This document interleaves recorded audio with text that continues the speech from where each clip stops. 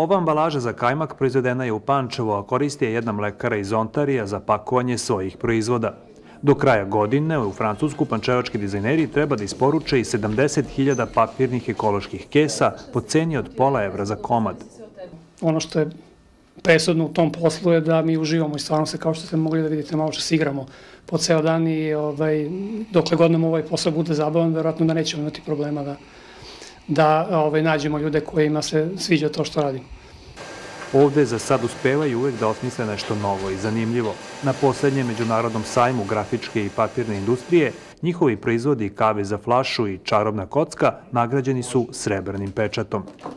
U suštini jeste teško napraviti ovako nešto zato što se zahteva originalnost i nešto što još nije viđeno na našem tržištu. Poslovna filozofija zaposlenih u ovom preduzeću je jednostavna jer se trude da za svaki proizvod osmisle originalnu ambalažu. Primjer radi, ako ste pčelar sa Kosmeja, nema nikakvog smisla da vaša ambalaža izgleda kao ambalaža neke multinacionalne korporacije. Mislim, jednostavno, to je neka prevara u pitanju, čim morate ponuditi nešto što je primjereno vašem formatu.